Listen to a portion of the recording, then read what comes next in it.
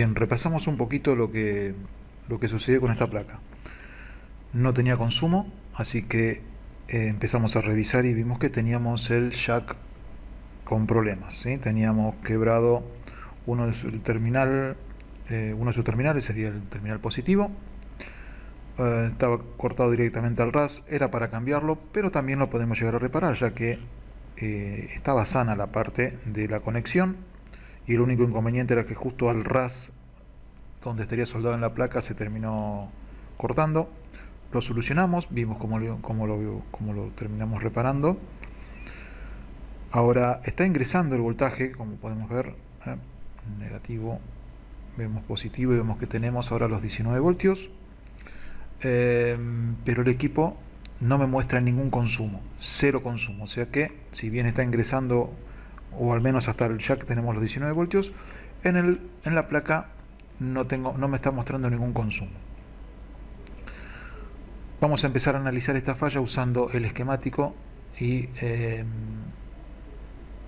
directamente la visión sobre la placa, a ver si podemos ir descubriendo cuál es el problema y de paso vamos haciendo un pequeño repaso a medida que vamos mencionando los puntos que tenemos que andar midiendo. ¿Cuál sería lo primero que tenemos que hacer cuando ante esta falla donde al colocar la punta de mi fuente de laboratorio no me muestra ningún consumo? Bien, ya lo primero lo vimos, revisar el jack. Ya el jack sabemos que hasta el jack está ingresando ese voltaje, así que vamos a el primer punto que sería más sencillo visualmente de distinguir en lo que es la placa, y hasta ahí no necesariamente necesitamos tener o contar con el esquemático. Sería sobre la resistencia de sensado. Yo sé que si yo tengo en la resistencia de sensado los 19 voltios que están viniendo al lado del cargador, ese voltaje está pasando bien prácticamente en lo que es la primera etapa, en el circuito de entrada de alimentación, y de ahí tendría que estar analizando el problema por otro lado. Pero vamos paso a paso, ¿sí? Vamos a ir viendo. Primero, ya revisamos lo que es el jack, y acá voy mencionando algunos puntos que quizás para algunos sean muy obvios, para otros que recién comienzan pueden ser un poco más ventajosos empezar a sumarlos en su experiencia. Es muy cómodo trabajar colocando la punta negativa de mi multímetro en uno de los ojales que sé que es masa, porque esto va agarrado al chasis después del equipo. El tema es que no siempre en la parte interna de este ojal hay conexión. Sí, sobre la parte que estamos viendo de color cobre, sí, pero en la parte interna no siempre se da, así que es muy probable que, por ejemplo, yo estoy mostrando ahí y no me muestre ningún voltaje, pero si lo pongo sobre, sí. Así que tengan cuidado de eso, que si lo van a trabar, primero tienen que cerciorarse una buena masa. ¿Cómo localizamos una buena masa? De esta forma. Ya vemos que el jack tenemos voltaje, tenemos un voltaje ahí, bueno, busco una buena masa. Ahí no tengo masa, ahí tengo masa. Tengo masa acá, sí tengo masa ahí. Podría llegar a trabar mi punta, si quiero trabajar con una mano libre, mi punta en ese lugar, sí, puedo llegar a dejarla ahí perfectamente, ¿sí? Y de esa forma empezar a analizar. Resistencia de sensado, visualmente la tenemos en este punto. Es un poco más chiquita que en los equipos más antiguos, pero de todas maneras es bastante más grande que cualquier de las resistencias comunes que va a tener el resto de la placa. Sabemos que contamos con dos, una en esta posición en la parte de entrada y otra en el sensado de la carga de batería. A este punto veo que tengo los 19 voltios, así que ¿qué me está diciendo esto? Vamos un poquito a lo que es el esquemático. Me está diciendo que hasta el jack, que sería este dibujito que tenemos acá ahora mostrándonos el positivo y el negativo directamente. Si no, el dibujo no representa justo el jack, parece más una conexión, pero en esta placa el jack está soldado. Acá en este punto yo tengo ya los 19 voltios, así que ya sé que al menos en lo que se refiere a este punto con el nombre BA, B corta A, tengo los 19 voltios. Tenemos el primer conmutador, PQ18, que estaría dejando pasar estos 19 voltios si todas las condiciones se dan correctas. Me estaría dejando pasar estos 19 voltios directamente a la resistencia sensada. Pero como vamos a empezar a practicar un poquito, a recordar un poco lo que estuvimos viendo, vamos a hacer un pequeño repaso de esta parte de entrada. ¿Cómo se estaría dando, cómo estaría sucediendo el ingreso de estos 19 voltios a lo que sería la resistencia sensado y después a lo que sería el voltaje principal, que en este equipo, al menos al voltaje principal, una vez que pasa la resistencia sensado, lo llaman Bin. Recuerden que este nombre no hace falta que lo memoricen porque esto lamentablemente va cambiando mucho de esquema en esquema. Este nombre a veces se lo dan al voltaje que ingresa al cargador. En este momento se lo están dando o lo están usando como voltaje principal. ¿Qué era el voltaje principal? Para aquel que no lo recuerda, el voltaje principal es donde se estaría uniendo el voltaje que viene del lado del cargador con el voltaje que está viniendo del lado de la batería. En este punto, en este punto donde se estarían juntando, y digo se estarían juntando, recuerden que esto nunca van a estar los dos voltajes a la vez, donde se estarían juntando estos dos voltajes y luego estaría alimentando el resto de la placa. A este punto lo están llamando voltaje principal y el nombre que le dan en este esquemático es, al menos en esta primera parte y después van a ver por qué, es Bin. Bien, ahora ya establecimos que Bin es el voltaje principal, al menos en esta primera parte. Pero ¿cómo logra aparecer este voltaje? ¿Sí? Acá tenemos un conmutador, PQ18. PQ18 es un MOSFET, ya a esta altura ustedes ya lo tienen que estar recordando, este es un MOSFET de canal P. ¿Qué dice la regla del MOSFET de canal P? Que para que este MOSFET conmute, termine uniendo lo que es drenador con surtidor, drenador con fuente, para que esto polarice necesita que la puerta, el gate, tenga un voltaje menor que el que tiene el surtidor. Y para que lo vayan recordando, solamente para no estar todo el tiempo buscando la información de cómo sería lo que tengo que estar esperando en este lugar cuando me pongo a medirlo, con recordar que en la puerta tendría que tener casi 10 voltios menos que lo que puedo llegar a tener en la fuente, es más que suficiente como para tener presente de cómo se estarían dando los acontecimientos justo en este punto. Así que si yo vengo con mis puntas, vamos a colocar nuevamente las puntas, vamos a ubicarnos un poco también en el esquemático como para que sigan recordando y les quede más fresco la forma de analizarlo.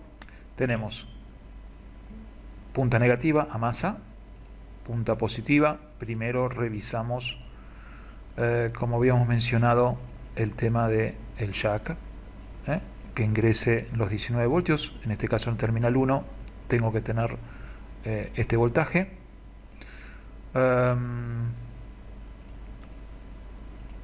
Cuando eso ya lo he definido, buscamos directamente la resistencia sensado. No importa de qué lado, esto recuerden que es prácticamente un alambre, 0,01 ohm, así que es un alambre prácticamente, de cualquiera de los dos lados me tiene que dar exactamente el mismo voltaje. Midiendo en esta resistencia sensado tengo que tener el voltaje que estaría pasando a través de este MOSFET. Ahora, si cuando me pongo a analizar este voltaje veo que de este lado tengo 19 voltios y de este lado tengo 18.4 más o menos voltios, ¿eso que me estaba indicando? Y entonces hasta ahí tendríamos 18,4. Eso significa que el voltaje que está viniendo de la parte de la conmutación o lo que está pasando a través de este MOSFET no es el voltaje de la conmutación, no es que está polarizando, sino que es el voltaje solamente de diodo. Y ahí tendríamos que estar viendo por qué este MOSFET no está conmutando.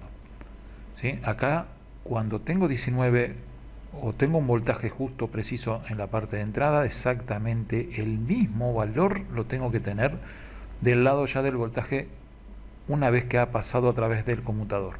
No tengo que apreciar ninguna diferencia. ¿Sí? Eso significa que el MOSFET está trabajando, está conmutado y todo el voltaje con toda la potencia está pasando a través de directamente la unión entre, en este caso, drenador-surtidor.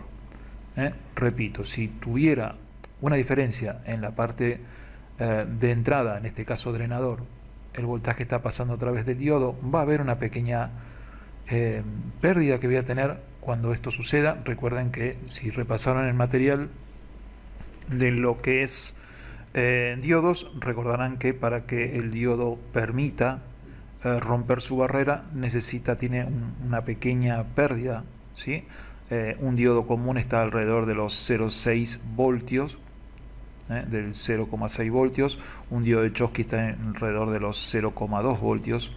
Por lo general los diodos que vienen dentro de los encapsulados de los MOSFET suelen ser diodos comunes, así que tendría que tener casi unos 18,4, 18,5 si este MOSFET no está conmutando. Olvidarnos un poquito de este voltaje y vamos a ver cómo trabaja y qué es lo que tengo que tener. Dijimos que ingresan los 19 voltios. En primer momento va a estar pasando, y lo voy a dejar un poquito para que siga. ¿Qué está sucediendo? Estos 18,4, que sería el voltaje producto de lo que está pasando a través de este diodo interno de este MOSFET, se encuentra también con un divisor.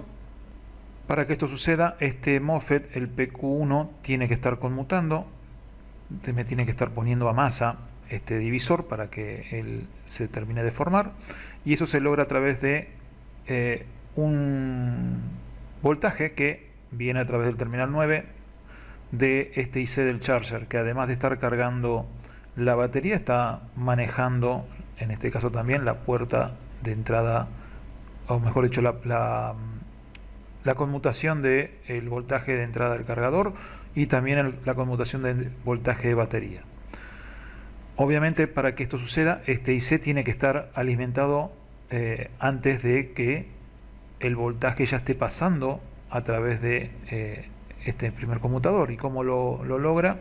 Una vez que ingresa el voltaje, antes de llegar al drenador del primer conmutador, vemos que también va a un diodo que está en directa, PD1, una resistencia, y directamente al terminal 1, alimentación de este IC, OZ8681. Cuando esto está sucediendo, este OZ le va a estar entregando un voltaje a la puerta de este otro MOSFET para que se termine logrando este divisor. Cuando esto sucede, este MOSFET conmuta y ahí sí ya el voltaje que voy a estar obteniendo,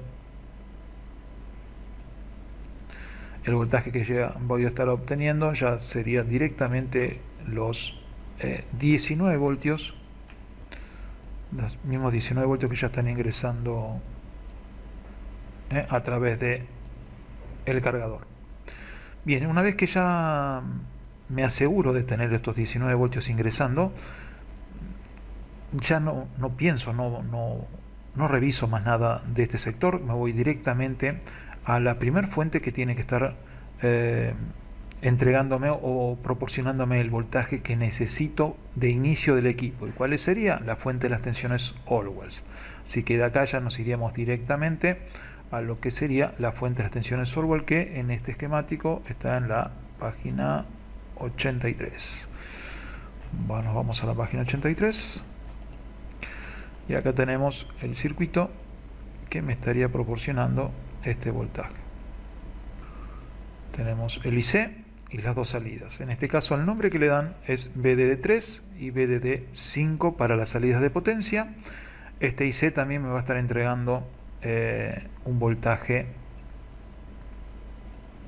un voltaje LDO a través de la salida 8 y de la salida 17 me va a estar entregando 3 y 5 voltios LDO. Recuerden, el voltaje LDO es el voltaje de baja potencia. Este va a ser necesario para alimentar varias zonas del equipo. Ahora, si yo estaría analizando en la placa, tendría que asegurarme que este IC al menos me esté entregando la salida LDO, ¿sí? Porque si no, recuerden que para que el equipo funcione necesito asegurarme que el controlador embebido, el KBC, esté alimentado.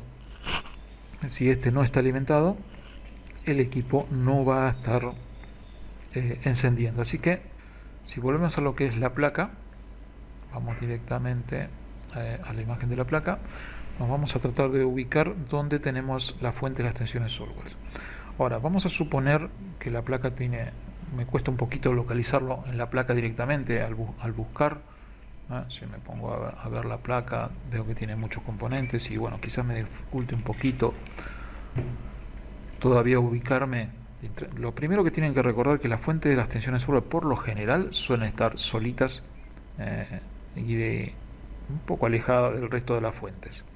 En este caso acá tenemos el procesador, acá tenemos al PCH, la pila del CMOS, y acá tenemos algo que podría llegar a decirnos que es la fuente de las tensiones Solways. ¿Por qué? Porque tenemos dos inductores muy unidos, muy cerquitas.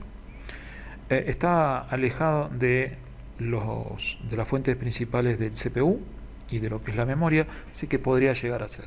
Sería también sencillo solamente localizar uno de los inductores de lo que es en el esquemático. Vamos a agrandar un poquito la imagen. Acá vemos PL9 de la salida de 3 voltios de 3,3, así que buscamos de vuelta la imagen y PL9 lo tenemos en este, ¿sí? Acá dice al costadito PL9. ¿Sí? Quizás no lo alcanzan a ver bien con esta cámara. Vamos a poner un poquito. Bien, ahí tenemos los dos inductores y ahí tenemos a PL9. Vamos a girarlo un poquito. PL9 y PL10, que sería la de 5 voltios. ¿Y qué vamos a estar analizando acá? Bien, lo primero que vamos a estar viendo es si y supongamos acá, recuerden si vieron el material que muchas veces he comentado que las salidas de potencia no necesariamente en todos los equipos las vamos a encontrar funcionando de primera instancia, ¿sí? Pero sí al menos las salidas LDO. ¿Por qué? Sí, porque necesito, repito, tener alimentado al control embebido. Y el control embebido, el KBC, se alimenta o de la salida de potencia de los 3 voltios o se alimenta de la salida LDO de los 3 voltios. De uno de los dos lugares se está alimentando. Así que me tengo que asegurar de que o tengo la salida de potencia activa o tengo la salida LDO activa. Las dos, si no las tengo, eso es un problema, ¿sí? Y tendría que ver qué está sucediendo. Este es el IC que está manejando a estas salidas de potencia. Volvemos al esquemático. Este IC es bastante similar al TPS 51125. Este es el P6182. ¿Y qué me tengo que asegurar en este lugar? Primero, que me esté entregando los voltajes. Y para que eso suceda, vamos a empezar a hacer algunas pruebas. Lo primero que vamos a estar revisando serían los inductores, que es lo más fácil de visualizar. Sería lo más fácil de visualizar para empezar nuestro análisis. Así que lo primero que vamos a estar viendo en lo que es la placa, a ver si en ese lugar tenemos los 5 voltios y 3,3 voltios. Ya igual lo voy a estar midiendo y se lo voy a estar mostrando, pero ya les estoy diciendo que si no tengo ningún consumo, como vimos en la fuente de laboratorio, no es imposible que esto esté funcionando, que me esté mostrando algún voltaje. Buscamos una masa, ponemos un terminal a masa y revisamos si tenemos algún voltaje en lo que refiere a la fuente de potencia, y acá vemos que no lo tenemos. Volviendo un segundo al esquemático, si no tengo la salida de potencias, obviamente tengo que buscar si tengo la salida CLDO. La salida CLDO dijimos terminal 8 y terminal 17. No voy a estar midiendo directamente sobre los terminales porque puedo causar algún inconveniente, a no ser que tengan puntas muy finas y un buen pulso, así que lo ideal sería ver de medirlo sobre algún componente de esa línea. Acá, si prestamos atención, tenemos un capacitor PC138 para lo que sería la salida de 3 y un capacitor PC141 para la salida de 5. Si lo buscamos en lo que es la placa, la placa, tenemos que donde está el IC tenemos unos cuantos componentes, pero como hay poco espacio, vemos que, igual después pongo el microscopio, podemos llegar a ver que hicieron un pequeño cuadrito y sacaron la inscripción de la serigrafía en un costadito. Acá tenemos un capacitor y no está en la posición, pero acá está faltando un componente, pero si me guío por esta inscripción me dice un capacitor y una resistencia, así que tienen estos dos, además por la posición que me está mostrando la serigrafía. Y en la posición en vertical que me está mostrando, me está diciendo una resistencia y un capacitor, sería una resistencia y un capacitor. ¿Sí? El que estoy buscando es PC141 y sería en este caso este capacitor. Si lo medimos, no me está mostrando nada.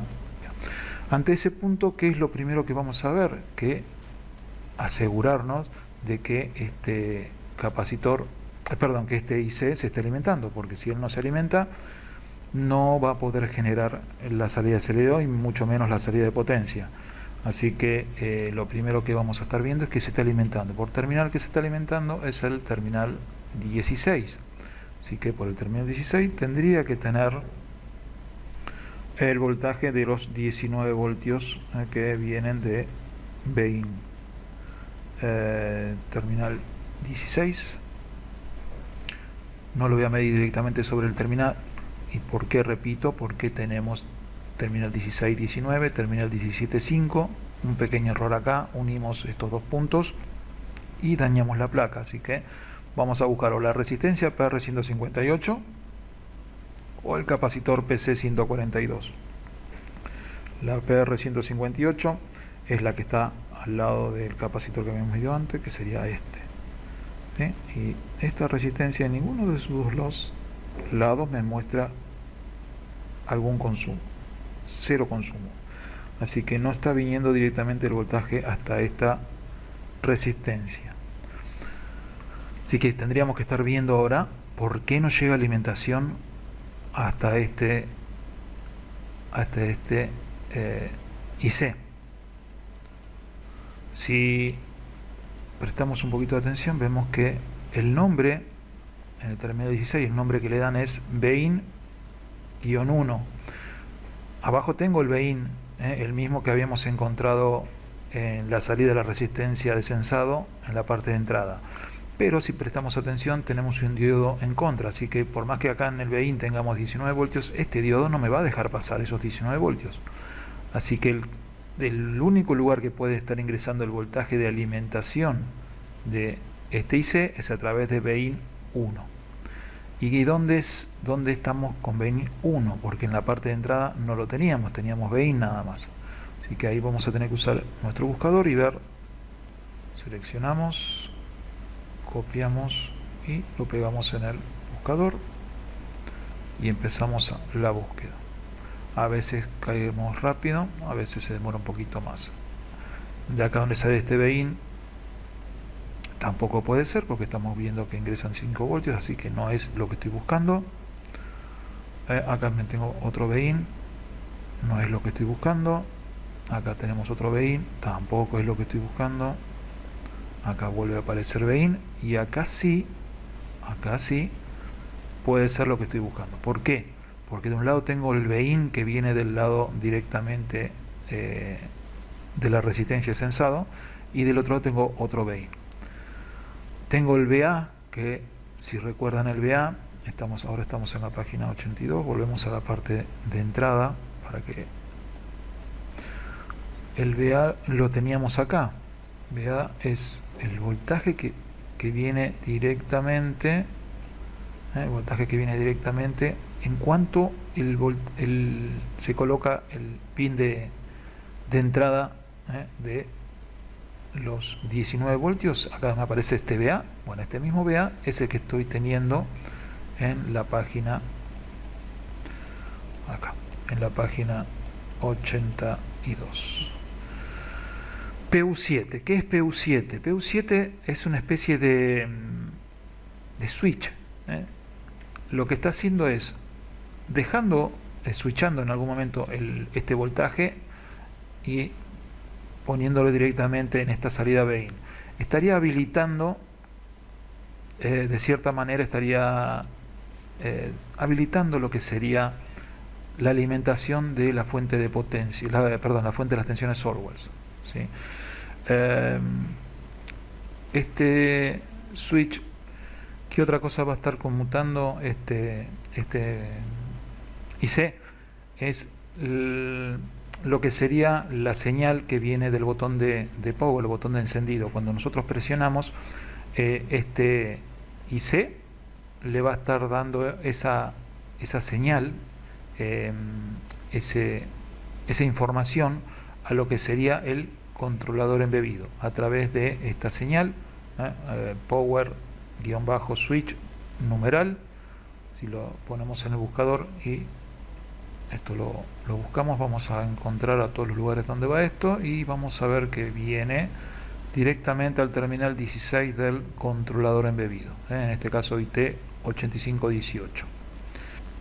Así que necesitamos asegurarnos de que esto esté switcheando de cierta manera, que me esté conmutando este BEIN al BEIN 1, porque si no, esto no estaría funcionando. Así que lo primero que tenemos que buscar es este PU7. Esto ya,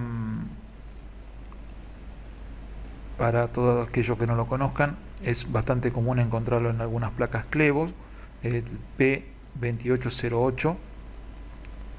Esto suele traer bastantes inconvenientes, ahora lo vamos a estar viendo.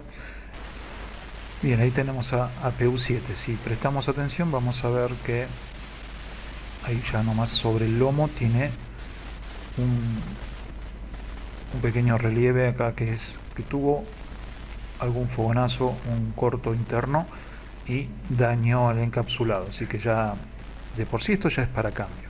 Ahora el tema es que, o mejor dicho, ¿por qué sucede esto? Este IC es bastante sensible, está trabajando como una especie de fusible en lo que sería la parte de entrada. Cuando hay algún inconveniente con el cargador o hay algún inconveniente en el camino entre el jack y este IC, directamente se estropea, se pone en corto y deja que el equipo no funcione. Al no trabajar, no me está alimentando la fuente de las tensiones software y obviamente tampoco va a estar encendiendo el equipo. Si bien voy a encontrar que el voltaje principal, el voltaje BIN, lo tengo en algunas zonas de la placa, voy a encontrarme que la fuente de las tensiones software, la que sí o sí tiene que tenerlo, en esta placa, como vimos, no está alimentada. ¿Sí? Así que lo que tenemos que primero revisar es este IC. ¿Sí? Vamos a estar viendo ahora de medir sus terminales. Terminal 1, donde tiene el circulito, está marcado también en la placa con una línea más gruesa. Ahora enseguida vamos a estar midiendo qué nos encontramos con esto. Y acá ya es para reemplazo. ¿Sí? El tema es dos. Uno, se puede reemplazar exactamente, buscar este mismo componente, un P2808B, hay también P2808A, ¿sí? Cualquiera de los dos son compatibles entre sí, los puedo llegar a reemplazar entre sí. Esa es una opción.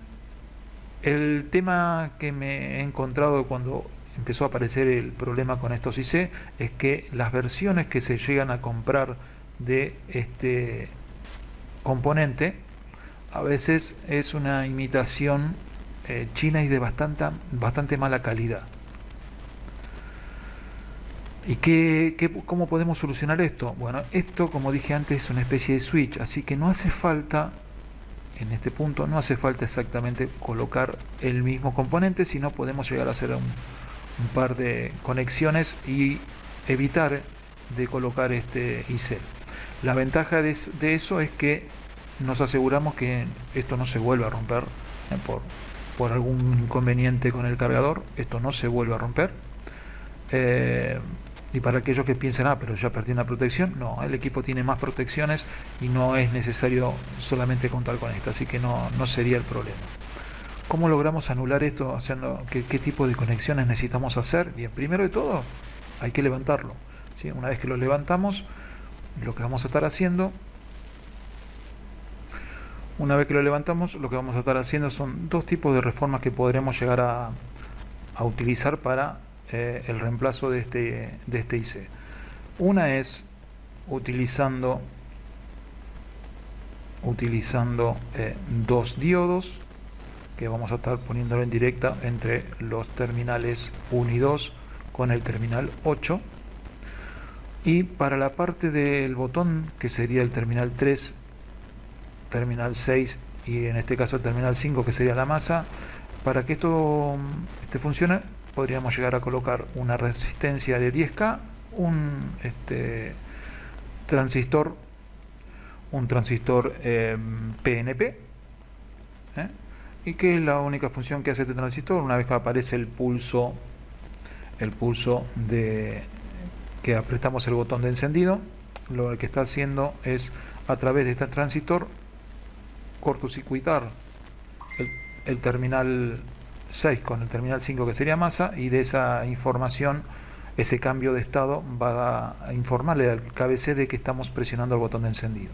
Esta es una, un poquito más laboriosa. La otra, mucho más sencilla y que funciona muy bien también, es también utilizar los diodos para la unión entre, a ver si lo podemos poner acá, no he llegado a mostrarlo todo, pero bueno, la unión entre el voltaje de entrada con Bain 1 y un simple puente entre el terminal 3 y el terminal 6, entre el terminal 3 y terminal 6, bastará para que cuando apretamos el botón de encendido se produzca el cambio de estado y esa información llegue de todas maneras a lo que es el control embebido. Voy a hacer en este momento la opción esta última, la que vamos a estar haciendo ahora, para que a ver si esta placa funciona. Bien, ahí tenemos entonces a PQ, ¿sí? Acá tenemos a PQ7. Lo vamos a estar midiendo, como vimos, el terminal 1, que acá lo estamos viendo, tenemos que tener el VA, serían 19 voltios, el terminal 2 también tengo que tener 19 voltios, así que es lo primero que voy a estar viendo. Terminal la masa, y vemos terminal 1 me muestra 19 voltios, terminal 2 19 voltios, terminal 8, que sería la salida, lo que iría con el nombre Bain 1 directamente a alimentar al IC de la fuente de las extensiones Solwells. Terminal 8 no me muestra ningún voltaje, ¿sí? Terminal 1 sí, terminal 8 nada. Así que sí, ya acá tenemos el problema. Esto es lo que tenemos que estar buscando para solucionar. Ahora, como estuvimos viendo, esta placa ya presentó hasta ahora, este sería el segundo problema. Es algo que también tienen que considerar a la hora de estar reparando. Así que muchas veces el equipo puede presentar más de una falla. En este caso, hasta ahora vamos con 2, pero también puede darse el caso de que una vez que termine de solucionar esto y se restablezca el voltaje, me encuentre de que tengo algún otro problema, que eso lo vamos a estar viendo después que solucionemos este punto. Yo lo voy a estar levantando y me van a ver que soldé los diodos. Esta parte la voy a hacer más rápido. Hay un video que muestra paso a paso cómo hago esta transformación. lo pueden buscar directamente, o les voy a estar pasando el link. Ustedes van a ver ahora solamente el resultado. Igual esto es muy sencillo, tenían la imagen de lo que hay que hacer. Yo voy a estar levantando esto y poniendo los diodos. Bien, volviendo ahí ya a la reparación, ahí ya le soldé los dos diodos, le hice el puentecito. Ahora lo vamos a ver más en detalle de cerca. Ahí lo estamos viendo. Tenemos a los dos diodos, cátodo donde tenemos la línea, ¿sí? Ánodo, cátodo. Los dos están puestos en directo hacia el punto, solamente el terminal 8 y el puentecito que une terminal 3 con el terminal 6. Acá no está soldado, está en el aire, por si no aprecian mucho la cámara. A ver, pero en el terminal sería 7 no está unido, tengan que tener cuidado con eso, no está unido, solamente está unido en el terminal 8. Tenemos entonces terminal 1 con terminal 8, terminal 2 con terminal 8. Puentecito entre terminal 3 y terminal 6. Bien, ahí vamos a probar la placa, ya la tenemos alimentada. Ya, como van a poder ver en la imagen, yo no voy a dar vuelta a la cámara para no mover todo, pero les estoy poniendo una imagen del consumo de lo que es esta placa. Ahora que le solucionamos, estamos en 8 mA y tenemos ahora el botoncito de power. Vamos a encenderlo. Bueno, como vemos, al apretar el botón, después de lo que hicimos, el equipo no enciende, sigue sin encender, pero ahora sí ya la falla ya no viene por este lado. ¿Por qué? Porque si medimos, ahora tenemos los 19 voltios ingresando, pasan a través de los diodos en Bin 1. Recuerden que Bin 1 era la alimentación de este IC. Ahora ya tenemos ese voltaje. Si buscamos en la resistencia de entrada de este IC, tenemos los 18,4 que pasan a través de la resistencia, así que el IC ya está alimentado. Tenemos los 3,3 LDO, tenemos los 5 voltios LDO, tenemos 3,3 de potencia, pero ahora estamos midiendo la de 5 voltios y no existe, no lo tenemos, así que ya esta placa suma una tercera falla. La primera, recuerden, era el tema del jack, ¿sí? Tenía el jack cortado. Eso ocasionó que el IC que iba en este lugar se rompiera. Y no sé si tiene algo que ver con esto o ya el equipo lo han estado trabajando, al menos no tiene inicio que haya sido así, pero puede también deberse a que ya lo estuvieron toqueteando. Es que ahora sí tenemos el voltaje bien ingresando, pero me está faltando un voltaje, porque tendría que estar, según el esquemático, ahora volvemos al esquemático y lo vemos, tendría que estar estos 5 voltios de potencia también activos, y acá en este momento yo no los tengo solamente los 3,3. Así que tendríamos que revisar por qué no tenemos los 5 de potencia. Así que eso es lo que vamos a estar viendo ahora. A probar lo que es la fuente de las tensiones Sourwells, a ver qué es lo que está sucediendo, por qué no estoy teniendo de forma correcta la salida de potencia, ¿sí? He cambiado el multímetro nuevamente, he puesto uno de los más económicos de todos para que vean que no hace falta tampoco hacer enormes inversiones, sobre todo para aquellos colegas que recién comienzan. Lo único que sí por ahí recomiendo es el tema de las puntas.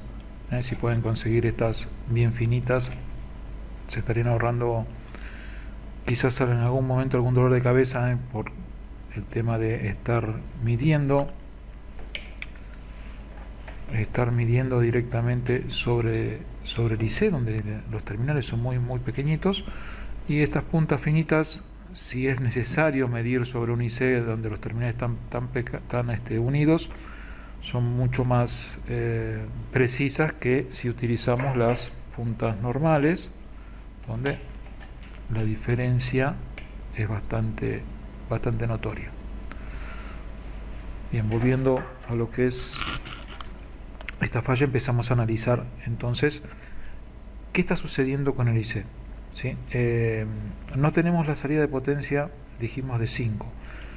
Tendríamos que estar viendo qué está sucediendo. Primero, no creo que tengamos un corto, porque si se manifestara un corto en la zona de carga, o sea, todo lo que está alimentándose de esta salida de potencia, automáticamente entraría en protección el IC, y me estaría anulando las dos salidas de potencia. Así que no creo que pase por ese lado, pero igualmente lo vamos a mostrar qué es lo que estaríamos midiendo a la hora de estar probando con relación a masa, si tenemos algún corto, ¿sí? Multímetro en escala sonora primero, vemos que, no sé si se escucha que está pitando. Bien, ahí buscamos primero en la zona de 3, me está mostrando un valor bastante alto. En la zona de 5 también me está mostrando y ya se va directamente a infinito. Vamos a poner el multímetro manual, lo vamos a poner en la escala de 200 y vamos a volver a hacer la misma medición a ver qué está mostrando. Si fuera corto directo me estaría mostrando eso, este multímetro, eso es un corto directo. En el inductor de 3 no me muestra nada, en el 5 nada. Vamos a subir la escala, la vamos a poner en 2000. ¿Sí? Ahora estamos en la escala de 2000 ohms. Volvemos, vemos que ahora me muestra directamente 3.0 cuando es en corto directo.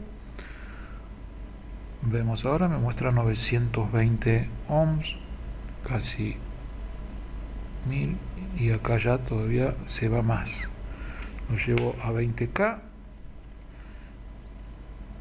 sigue sin darme medición. 200K. Bueno, ahora este multímetro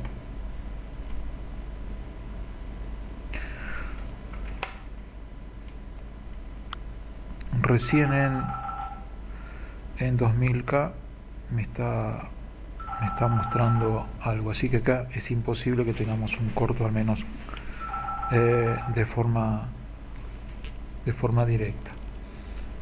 Bien, lo otro que podemos hacer después que revisamos que no tengamos un corto, habíamos mencionado cuando vimos el curso que la prueba que suelo hacer antes de pensar en analizar otras opciones de por qué está fallando esto, me está faltando el voltaje, es inyectar un pequeño voltaje directamente en los mismos inductores, sin necesidad de soldarlos. Ahora, si acá hubiese sido al revés, si yo hubiese puesto mi multímetro a medir esto y hubiese pitado, hubiese estado mostrándome directamente que hay un corto, ahí lo que estaría haciendo es levantando el inductor y haciendo lo que me van a estar viendo ahora. Le estaría soldando seguramente un cablecito. Primero levantaría el inductor y determinaría de qué lado tengo el corto.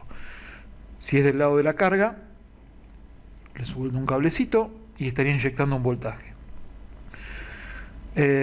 Si fuera del otro lado, no hace falta, porque ya la cantidad de componente que hay entre este inductor y el IC son muy poquitos, así que no haría falta inyectar un voltaje en ese caso.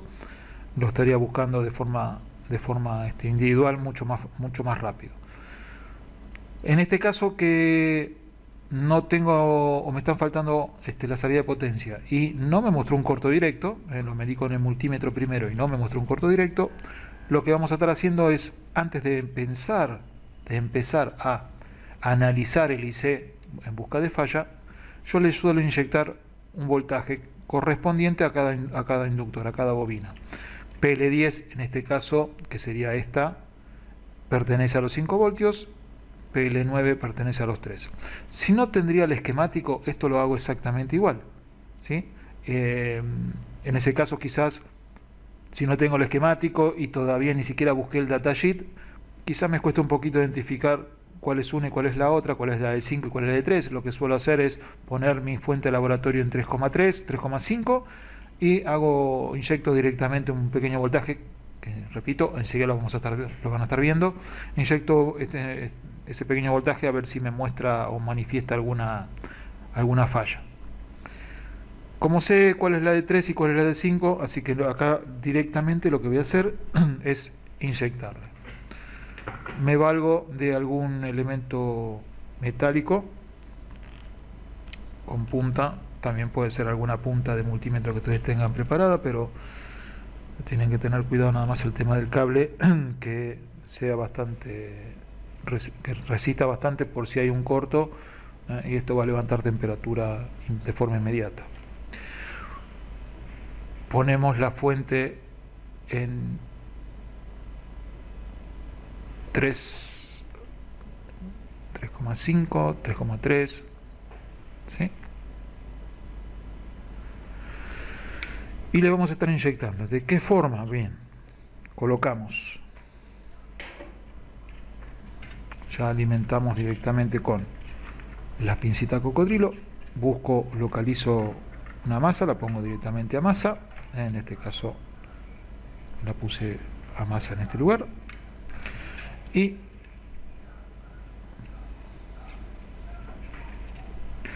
la punta positiva vamos a poner algo metálico, que puede ser un pequeño destornillador, puede ser alguna punta que ustedes tengan, eso se la rebuscan en su taller.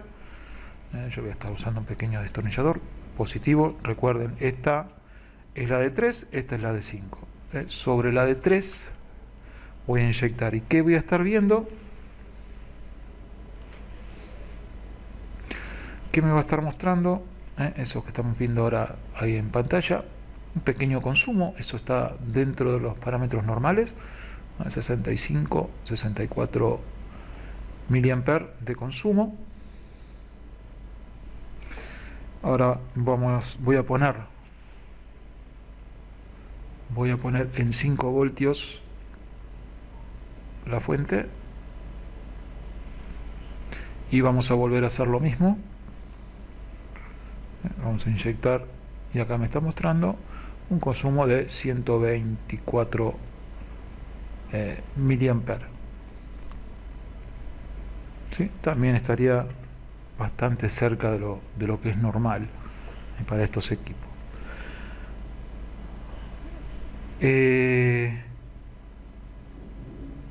Como no detecto que hay un problema en la zona de carga, ahí sí ya me pongo a analizar directamente lo que es el IC que se encarga de generar esto. Recuerden que en el IC, volviendo un poquito a lo que es el esquemático, en el IC tenemos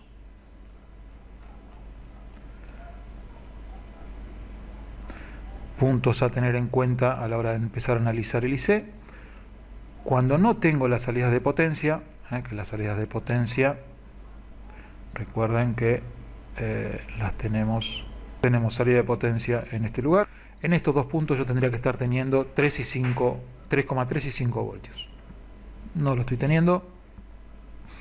Así que nos toca ver el IC si me está mostrando que hay algún inconveniente. ¿Qué es lo primero que vamos a estar viendo el IC? Obviamente ya sabemos que está funcionando, mejor dicho, que está alimentado y que ya tengo las salidas LDO.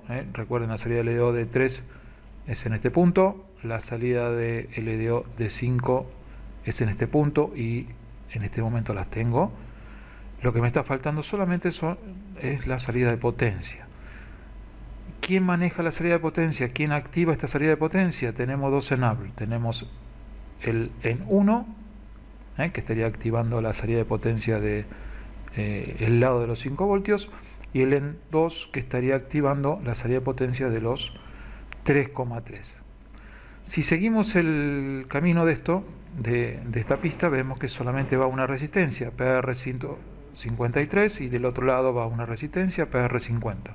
Las dos son de 110K. Cualquiera que no esté acostumbrado a ver esquemático va a pensar que esto solamente termina acá, que esta pista, este pad soldado con la descripción número 1, solamente va a uno de los extremos de esta resistencia, el otro está masa y acá se termina todo.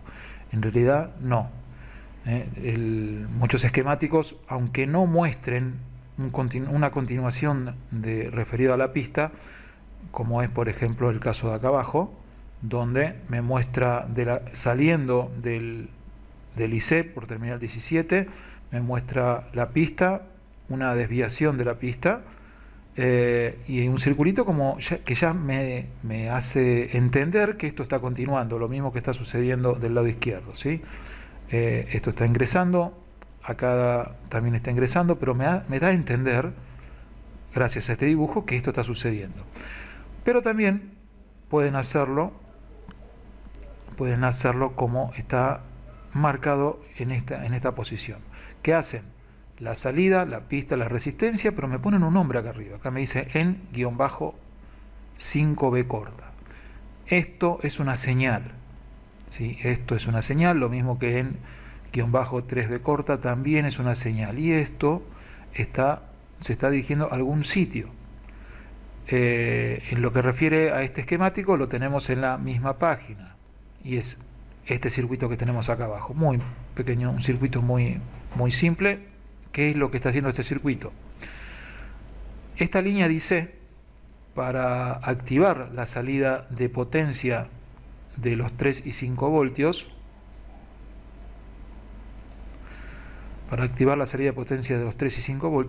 usa estas dos llaves, estas dos enable, enable 1, enable 2, terminal 1 y terminal 6. Pero a diferencia de otra línea dice, acá este terminal que se tiene que estar en estado alto para que el IC interprete que necesita tener las salidas de potencia activas. En este IC, en esta línea de IC, ese voltaje no es inyectado como en otras líneas de IC, donde los enables se habilitan a través de un voltaje que está ingresando. No, en este IC el voltaje sale del mismo IC. Y lo que hace esta salida, o lo que necesita esta salida para decirle al IC que encienda o apague las salidas de potencia, es solamente poniendo a masa directamente tanto el terminal 1 como el terminal 6. ¿Cómo lo hacen eso? Con este pequeño circuito que tenemos acá abajo. Van a encontrar varias formas de hacer trabajar a estos IC en lo que es referido a las salidas de potencia. Van a encontrar que las dos salidas de potencia, las dos enable de las salidas de potencia las hacen trabajar a la vez de forma unida, donde lo que sucede de un lado va a pasar exactamente lo mismo del otro lado. En otros IC van a encontrar en otras placas pueden llegar a encontrar el caso de que, dependiendo de la arquitectura, ha decidido el fabricante mantener encendido en algún momento solamente una de las salidas y cuando enciende el equipo las dos, o directamente mantener apagados la salida de potencia hasta que no apretemos el botón de encendido. Eso va a depender del fabricante y el resultado que él quiera estar buscando. En lo que refiere a esta placa, en las dos en -5 voltios, en -3 voltios, son manejados con este circuito y los dos a la vez. ¿Cómo se maneja este PQ9B? Ingresan estos 5 voltios, estos vienen directamente de la salida LDO, la tenemos acá terminal 17, la salida LDO directamente se inyecta a través de esta resistencia, la PR57, 5 voltios directamente en el gate de PQ9B, lo hace conmutar y directamente me está poniendo a masa los dos enables. Cuando aparece esta señal, conmuta este MOSFET PQ9A, me anula el voltaje que viene de estos 5 voltios a través de esta resistencia, me lo estaría poniendo a masa, anula a este MOSFET PQ9B y queda en estado alto directamente los dos enables, tanto el de los 3 como el de los 5. ¿Quién maneja esta señal? DD-on. Esta señal la está manejando el mismo controlador embebido, ¿sí? El mismo KBC. Cuando necesita, y vamos a remitirnos a esa parte, así lo pueden entender bien, porque acá siempre vamos a tener 3 voltios, a no ser que el controlador embebido lo mande a masa, y eso lo vamos a ver ahora enseguida. Y acá tenemos por el terminal 107 a esta señal DD-on. En este terminal, si prestamos atención, vemos que tenemos un BDD3. ¿Qué es esto? Directamente la salida de los 3,3 voltios. Se inyectan 3 voltios en esta línea. Estos 3 voltios mantienen todo el tiempo trabajando al MOSFET PQ9A. Lo mantiene trabajando todo el tiempo, y cuando el controlador embebido necesita apagar la fuente, lo único que hace es por esta salida poner la masa, anulando este voltaje, y al anular este voltaje,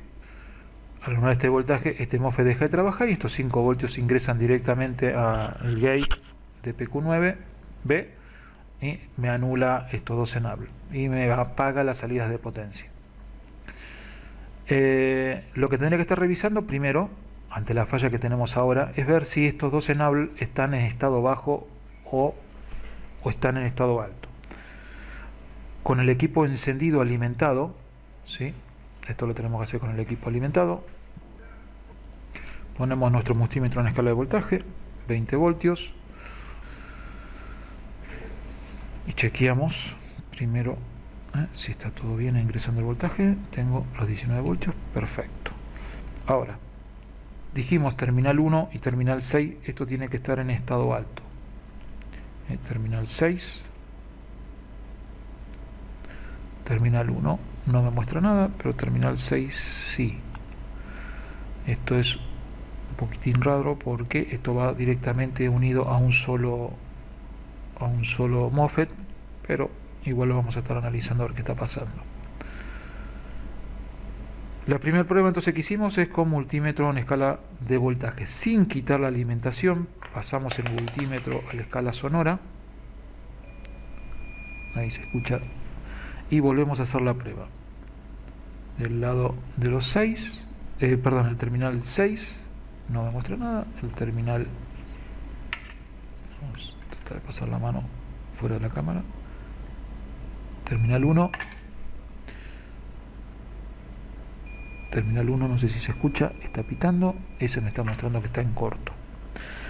A ver, que esté en corto eso puede ser. ¿Y qué es lo que está en corto? Vamos de vuelta al esquemático. ¿Qué es lo que está en corto? Está en corto el ramal de los 5 voltios solamente. El otro me está mostrando algo, muy poquito, pero me muestra algo. El tema es que esto está unido a un solo lugar, así que tendría que estar analizando si sucede algo con estas resistencias. Eso por un lado. El otro punto, o con este MOSFET, si fuera que los dos estarían a masa, este MOSFET sería ya el principal sospechoso. El tema acá es, o es que esto, o uno de los lados, o ambos se pone a masa por culpa del circuito, este que tenemos acá abajo, o el mismo IC tiene un problema interno y me está poniendo a masa de forma interna una o ambas salidas. En este caso sería una, pero empezamos a analizar este circuito. ¿Por qué? Porque siempre dejo para el final el tema del tener que levantar un IC. ¿Sí? Cuando ya agoto todas las mediciones que puedo llegar a hacer, ahí recién me pongo a analizar de si levanto el IC y hago algún otro tipo de prueba o directamente lo reemplazo. En este caso lo primero que voy a estar haciendo es analizando este circuito. ¿Qué voy a estar viendo en este circuito? Voy a localizar estas dos resistencias, a ver qué me está mostrando. Viendo de vuelta nuevamente la parte del IC,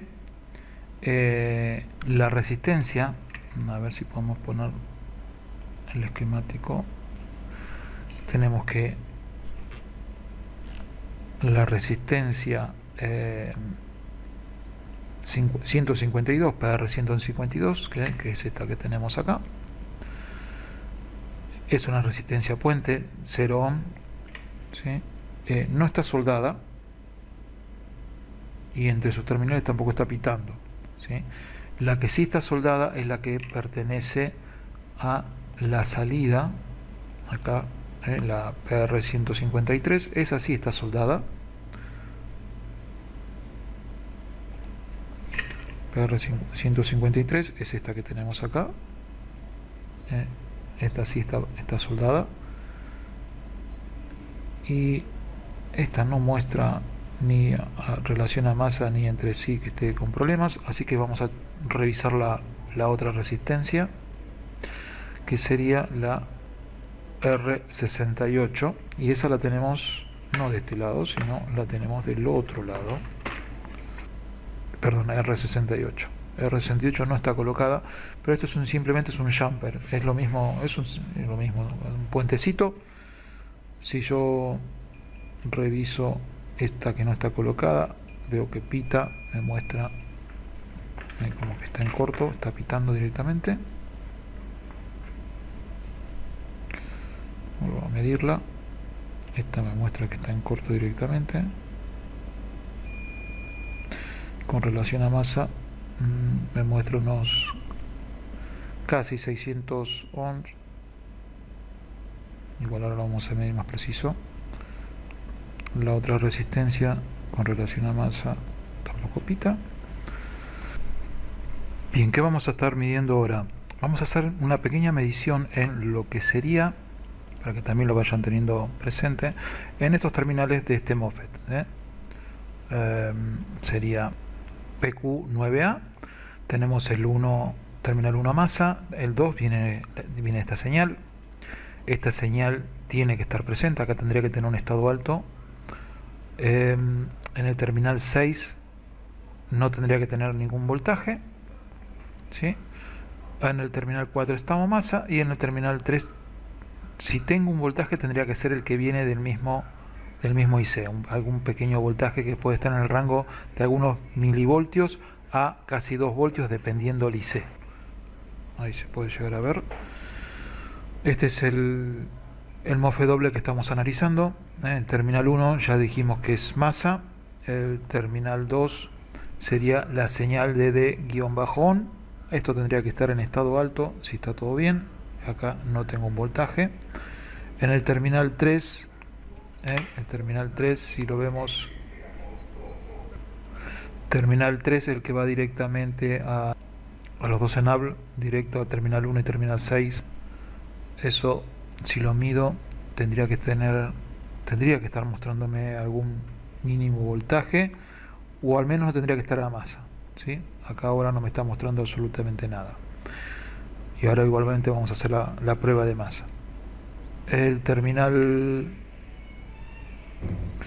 6, ¿sí?, que está colgado de los 5 voltios y une al terminal 5. Eso no tendría que estar en estado alto si estaría todo bien. Seguramente ahora sí vamos a medir un voltaje acá. Dije el terminal 6 me está mostrando casi 5 voltios, 4,54. Ahí ya estamos teniendo un problema, ¿sí? El problema es que me está faltando este voltaje. Para sacarme completamente la duda, sí, el problema lo estoy teniendo solamente por la falta de esa señal. Si este MOSFET tiene algún problema cuando es alimentado y me tira eso a masa, como es tan sencillo levantarlo, y al levantarlo voy a estar logrando hacer varias pruebas a la vez, directamente levanto este MOSFET y veo qué me está mostrando, qué me pasa, ¿sí? Así que lo primero que vamos a hacer es levantar este MOSFET, aire caliente. Estos componentes pequeños se quitan con aire caliente.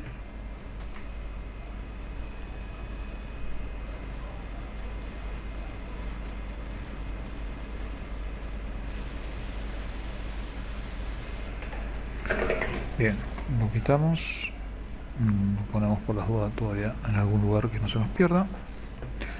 y vamos a volver a probar a ver qué sucede al alimentar ahora. ¿Qué hicimos al levantar esto? Lo que estuvimos haciendo es, si lo vemos en el esquemático, es anular directamente, anular cualquiera que esté manejando las puertas de este enable, tanto en terminal 1 y terminal 6. Si no hay nadie que la maneje y el IC no tiene ningún inconveniente, esto me lo va a poner en estado alto y tendría, sin ninguna restricción, tendría que tener o habilitarme las salidas de potencia de 3 y de 5 voltios. Y eso es lo que vamos a estar viendo inmediatamente.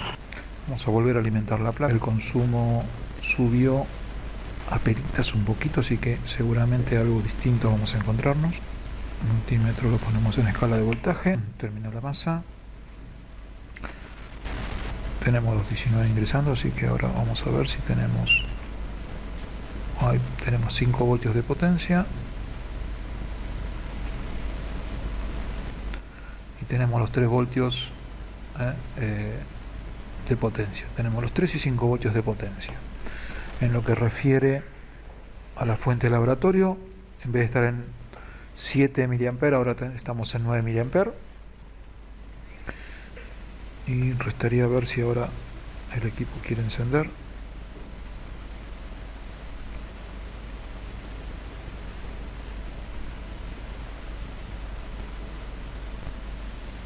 No, seguimos con algún otro inconveniente.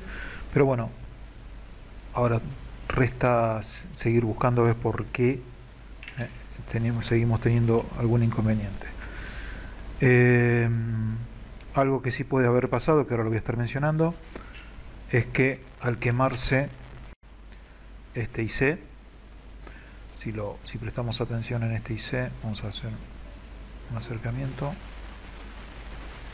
Al quemarse este IC, no siempre pasa, pero puede llegar a pasar de que tenemos una línea de 19 internamente y tenemos acá una línea de 3 voltios que va directamente al control embebido.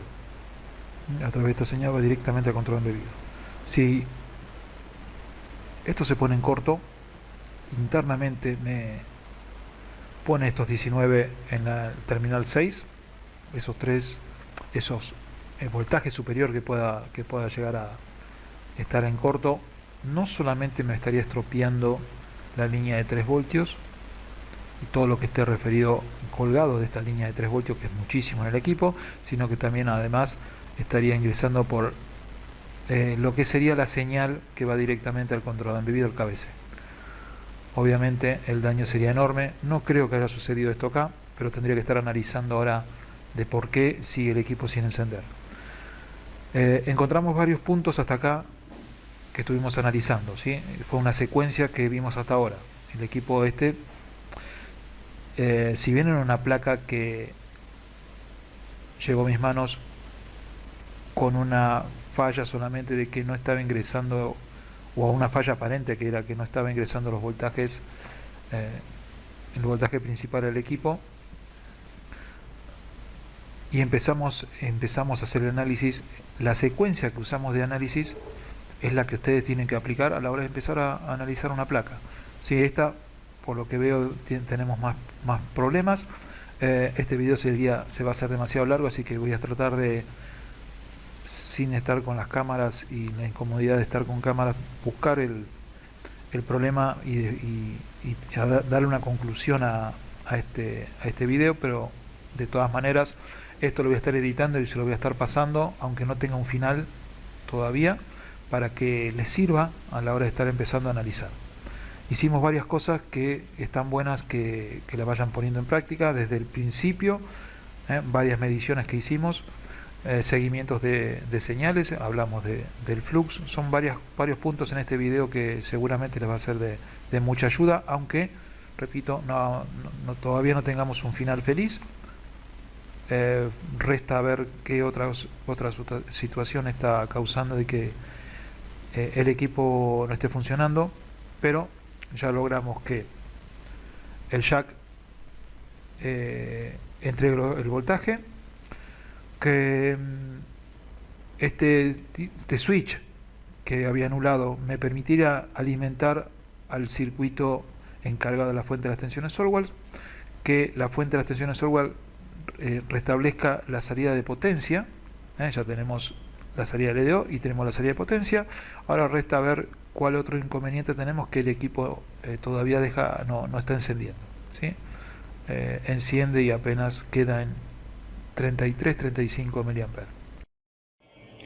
Bien, con relación al equipo que estábamos viendo, eh, este de la Van Gogh, al menos acá en Argentina está como marca comercial la línea Van Gogh, es una placa Clevo. Habíamos encontrado que teníamos un problema en primera instancia, teníamos un problema que se había cortado la conexión o el pin positivo del jack. El segundo problema que habíamos encontrado era relacionado al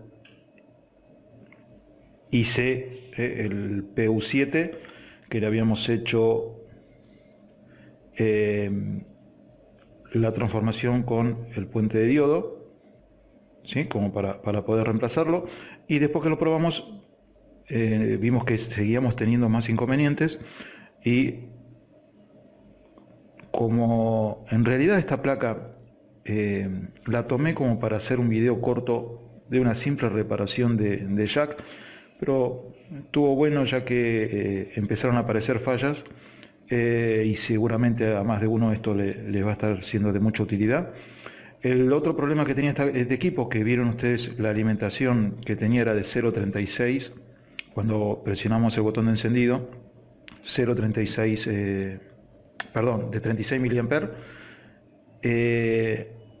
Con esta placa, con ese consumo, el problema que tenía era de BIOS. Esta placa tiene dos BIOS.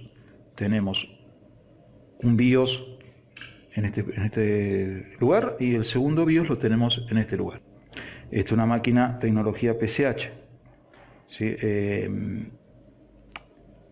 Para que algunos que todavía no lo tienen muy presente, el PCH sería la fusión entre puente sur y puente norte en la línea Intel.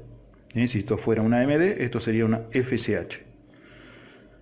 Se le hizo flasheo de BIOS y el equipo reaccionó. Ahora vamos a ver, primero, consumo inicial,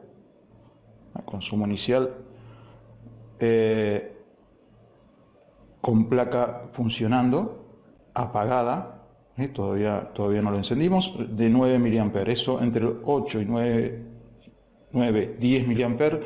Mencioné varias veces que sería el consumo promedio de la mayoría de los equipos de prácticamente 8 años para acá, ¿sí? Puede ser que algunos tengan un poco más, porque llegar a los 15, en algunos equipos un poco más antiguos hasta los 20, pero lo común, hablando siempre de notebook, es que esté alrededor de entre los 8 y los 10 mA. Este está en 9 mA, está en un consumo dentro de los parámetros normales. Ahora vamos a apretar el botón de encendido.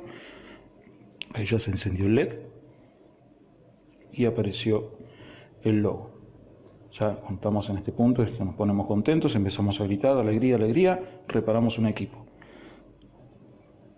Bien, ahora en serio, hablando en serio, está bueno entonces, como les decía, el agregado. Esto lo filmé por partes, por eso también el cambio de cámaras. Ahora le estaba dando la resolución final. Me había quedado con ganas de poder mostrarles no solamente todos los pasos que habíamos hecho, sino que merecía también ustedes ver un final sobre este equipo. Tuvimos un final feliz, ¿sí? Le hicimos, repito, una sola BIOS.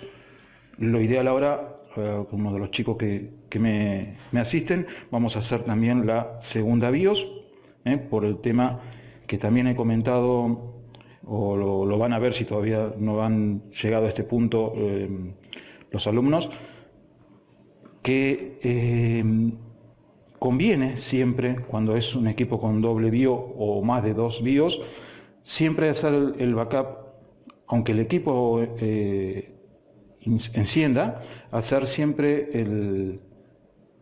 la copia de todas las BIOS, el paquete completo. ¿Por qué?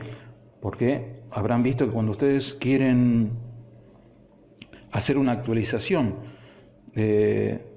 directamente de la página del fabricante, van a ver que hay distintas versiones. En muchos casos hay de distinto tiempo, distintas versiones. Si la versión que ya viene en la placa es diferente a la versión que estoy instalando, puede ser que si yo cambio un solo BIOS, que en algún momento del equipo, aunque esté funcionando, me haya encendido y aparezca el logo, en algún momento de funcionamiento, en determinada situación, el equipo tenga alguna falla por esa diferencia de modelo de BIOS, ¿sí? Así que lo ideal sería hacer la doble BIOS directamente con la versión que corresponde. Si no, otra también que pueden hacer, si no la llegan a conseguir, una vez que encendió el equipo y tienen la posibilidad de que tome el disco rígido, que puedan iniciar sistema e ir directamente a la página del fabricante y hacerse la actualización a través del sistema operativo. Eso también le sería de ayuda. Fallas de BIOS con relación de versión, lo que puede suceder es que quizás ahora me encienda, pero no me detecte el disco rígido, o no me detecte algún puerto USB, o no tenga sonido, o alguna tecla, algún botón que pueda llegar a tener el equipo no lo reconozca, no tenga Wi-Fi. Todo eso relacionado muchas veces por el tema de BIOS y entre versiones. Eso también lo tenían que tener presente. Bueno, ahora sí ya damos finalizado este video que se hizo mucho más largo de lo que yo creí que iba a ser. Repito, mi idea era solamente mostrar una simple reparación de jack y bueno, se terminó con una seguidilla de fallas que también está bueno que tengan presente que muchas veces el equipo no tiene una sola falla y lo que aparenta ser sencillo muchas veces se complica. Así que está bueno también para que lo tengan presente. Seguimos en el curso y vamos a seguir sumando más videos.